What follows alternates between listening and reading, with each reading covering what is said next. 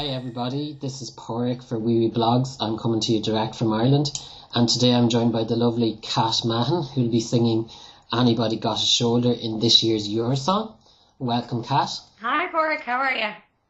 Not too bad. And how are you? I'm great. I'm still on cloud nine, I think, throughout the whole experience, so I'm in good form. Okay, and now for a lot of our readers, you're probably an unknown name, or people might have vaguely heard of you. So could you maybe just, to start off, tell our readers a bit about yourself? Okay, so I'm a complete newbie to this whole thing, and but I have been, gigging throughout the Midlands and around the country, I suppose, for the last, 10 more years. So, but nothing to this scale, I suppose. I'm living in Longford Town, which is in the Midlands of Ireland, and I'm a youth worker in the Attica Cafe. So that's a bit about my background anyway. Okay, and then obviously now you're part of the Eurosong final. And how did that journey all begin for you? Well, I do laugh about this. It kind of fell into my lap, so to speak. Paul Gurney from Real World Studios actually, he's actually going to be playing piano on the track. He's arranged it, but he rang me one day. I think he does a lot of work with Charlie McGettigan in his studios in Real World, which is in Longford.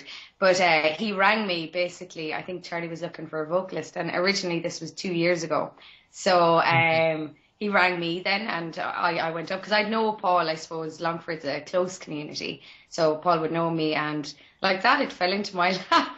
So I went up to the studios and I recorded it then, and Charlie was really happy with it. So, but originally it was recorded with the intention of Eurovision 2 years ago, but for whatever reason it wasn't submitted. So I got an email from Charlie, I suppose, back probably September, October. And he had said, well, look, I've submitted it. Sure, we'll see how it goes. And we got the call before Christmas then to say that it had been shortlisted. So I was delighted. An early Christmas present. I'm telling you, fantastic. And then what was it like working with such a kind of, definitely on the Irish music scene, a legend like Charlie McGettigan? Was it daunting meeting him for the first time? I was. The first time I went up now, that day 2 years ago, I was nervous. I was a bit like, oh God. Yeah. And especially when you're recording somebody else's song, I think there's always that added bit of pressure, because you know that they have a vision of what they want it to be in their own head. And you're trying to, emulate that, I suppose. But when you get to know Charlie, he's very laid back, and he put me at ease straight away. So, like, because even when he was telling me we got shortlisted, he's like, oh yeah, we got shortlisted. And I was on the other end of the phone going, what? I was hysterical. I was so happy, but he's very laid back and very chilled out, and he's been an absolute pleasure to work with. And Paul as well, like, they've just been fantastic. And like you're saying yourself that it's hard to connect to the song when someone else wrote it, but have you found a way to relate to the lyrics? To make it more personal? I wouldn't say it was hard to connect to, because it's a situation that everybody's probably been through at some point in their life, that kind of, being let down by a flame or whatever. Like that's something everybody I think can relate to. It wasn't that it was hard to relate to. It was just, the way he wanted it sang, but he was happy, like, because I'll go into something and at the end of the day I can only do what I do best, and so, but he was happy with what I did do with it, so. Okay, then. And then just when it comes to your Eurosong performance on Friday week, you've competed in a few television contests down through the years. You've been on the All-Ireland Talent Show, the Rose of Tralee. You're on The Voice at the moment as well. Yeah. Do you think this experience will give you an edge performing in the Late Late? An advantage? I don't know. I still, I would always say, and people don't ever believe me when I say this, I get very nervous about anything, and they're like, no, you don't. You've done loads, but it's the truth. I get really nervous, and the nerves are creeping in about it now. But I suppose it's just, I have to channel those, and I think they're good nerves for a start. It's positive, and it's going to be a great experience. But would it give me an edge? No, I don't think so. I think when you're singing, and they're all accomplished singers that are, the final five, they're all accomplished in what they do, so, I think it's a level playing field there, it's all down to tonight as well, which is, that's scary. Yeah, anything can happen, as we saw last year. Don't get on the wrong side of Linda Martin. Live television. Yeah. Then I just mentioned The Voice briefly a moment ago. and you're on it. Irish viewers will have seen you got through the day before your song was announced. So it was a very busy day. It was for you last Monday. Yeah. You've got through we've seen you get through the blind audition so far, and you managed to convince Keen Egan from Westlife and Rachel Stevens from S Club 7 to turn around. Yeah. And what's that moment like on stage where both of them are looking at you and you have to choose one of them and you're just there after singing your song? Well, they turned very late in the audition, so I was on the third verse of it going, I'm not getting through. I was like, this isn't happening. But so when they actually turned around, I don't think I noticed, and then it was all over. It's all over in a flash, like, especially when you're so full of adrenaline, like you're not really taking in what's kind of going on. But yeah, when they were staring at me at the end of it, then I was delighted. And I suppose, and what I would say, like, the reason I went with Keane was I think I have more of a sense of familiarity with him because he was in I'm a Celebrity, Get Me Out of Here. And he was so exposed during that, and I really liked his personality. And that was a big sway for me because you want to be working with someone that you can relate to or you think you'll get on with as well. So, but Rachel, I've seen the show now, and she's coming across so well, and she's such a lady, like, so. But I was lucky anybody turned around, I'm a bit of a chancer in that sense, like, when first see how it goes. And of course now, if we're planning our TV schedules and all the Cat Mahon fans at home, when can they see the battle rounds, or do you know yet when they're going to be on? I actually don't know yet, but they are big. I don't think I'm on this Sunday anyway, but they are viewing every Sunday, I think for the next 4 weeks, 3 or 4 weeks at #6 on RT. So it'll be in the next 4 weeks anyway. We'll make sure to remind our readers whenever you're on anyways. Thank you. Then just, I suppose, going back to Eurovision and Eurosong, do you have a favourite song from down through the years? And you're not allowed to pick Rock and Roll Kids, just to avoid any bias. Do you have a favourite song?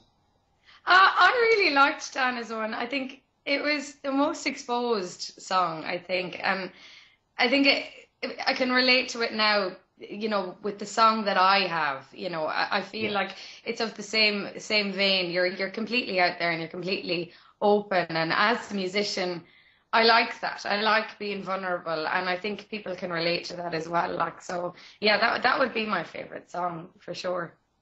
And do you think maybe with your staging, would you try to emulate some of her simplicity into your own staging? I can tell you now, and everybody's probably going to have an idea of this anyway, it is going to be stripped back. It's not going to be a massive production because it just wouldn't suit the song. Like, and Charlie from the beginning has always wanted to be simple. So it's not that we're going to try and emulate it. It's just because of the similarity and the vulnerability in the song that there may be likeness, but that's just because of the song that it is, I suppose. Okay, so no pyros or milkmaids or male torsos in the song, no? No. No Poland. And then, just outside of Eurovision, what kind of music influences your work in general? Well, now, I done an interview the other day, and it really made me look back over what influenced me. But, like, I would have always been into alternative and heavy metal from a young age. But, that's not what's influencing me at the moment. But I would be a big Buckley fan, Jeff Buckley fan, and I love Nina Simone, and that's what I like to listen to, like a kind of a bluesy, jazzy vocal, and I'm always attracted to the vocal because I'm a singer. I don't play an instrument, which is very upsetting. I wish I could. But so I'm really drawn to a strong, good vocal. Okay, and at the moment, you've said that you're still working and you're kind of working part-time and then trying to break into the music career full-time, hopefully. Is that tough? Yeah. I'm a mammy as well. I have a little one at home. And does she understand what's going on? Oh, she does. Well, she's 9 now. I say she's half-reared now. She's well tuned into everything. But look, it is hard, but it's all worth it. And if you take... You don't look at the daunting tasks ahead. You take every day for what it is, and you could have a really, really busy day today, and then you might have a few hours downtime in the next day. And that's the approach I'm going with. Is it's day by day. So I'm trying not to take in everything, if that makes sense, because I think if you think about everything you have to do, you're just going to get overwhelmed. So it's every day as it comes. And then back to Eurosong again. Have you listened to any of the songs that have been chosen from other countries yet? I haven't had the chance to now because it's been a whirlwind since, and to be honest, I haven't had 2 minutes because like that, I'm running from work and then to an interview or you know, and that, so I haven't. But in this week now, I'm really going to sit down and, you know, listen to everybody. It's just been so crazy here, in a good way, obviously. But so yeah, I'm gonna have the chance this week now to kind of sit down and listen to them. Battle lines would be drawn and you'll work out strategies to win. I think you have a fair idea of me now at this point. If I would be a battling woman, I feel like a complete chancer now in all of this. Like, look, I'm happy to get on the Late Late Show. Of course, I wish the song goes through and I hope people vote for it. But I'm happy either way. It's a great accomplishment personally for me. So. Yeah, well, there's 2 warriors have already been selected, so 2 song titles called Warriors from Malta and Georgia, so you'll have to be practicing if you're fighting. But just for anybody got a shoulder, if there's the public are at home and they're looking at the 5 songs and they're undecided, why would you encourage someone to vote for your song? Obviously, because you're singing it, but like in general. Well, like, I suppose now taking myself out of it, and if it was me as a viewer at home, I would vote for the song that I liked, and it's as simple as that. You know, if you can relate to it, that's fantastic. But it is a relatable song, like, and it is, and I love the song, and I think Charlie and Paul and the rest of the guys have done an amazing job with it. But as a viewer's stance, vote for the one you like. You know, I'm not going to try and sway people and come to our side. You know, that's not me. But do vote for the song you want, and if you like it, vote for it. That's what I'd say. You know, because this song, whichever song goes through, it is going to represent Ireland. So you want it to be true to what the Irish people want, I suppose. So. Yeah. Well, you're slowly but steadily climbing up our readers' poll, so that's a good sign. And you're not doing too badly with the bookies. You were favourite there for a while. Yeah. I suppose then, like, things are looking quite good for you at the moment. In that you're mid-table, but it's always best to be kind of the dark horse. Yeah.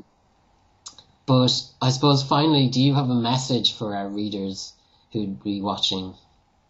Well, I during the whole process, do keep tabs on what's going on, and and I hope they enjoy the whole process of it as well. And just thanks for supporting what everybody's doing as well. And, and giving time for the likes of me to come on and have a word and get, familiar with it, so. Hello to everybody.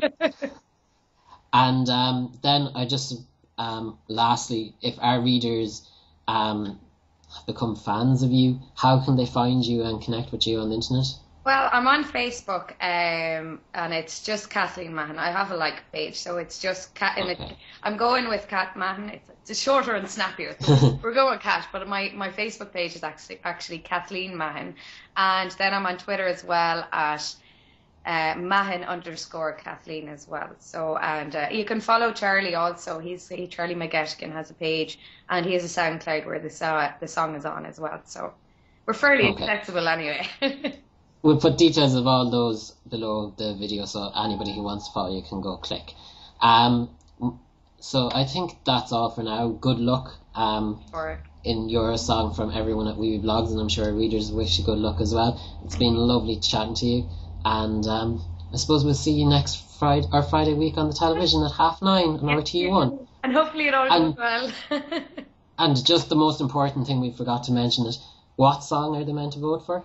Song number 2, and it's Anybody Got a Shoulder. So that would be brilliant. That's great. Thanks a million for chatting to us. Thank you very much, Pork. You're very good.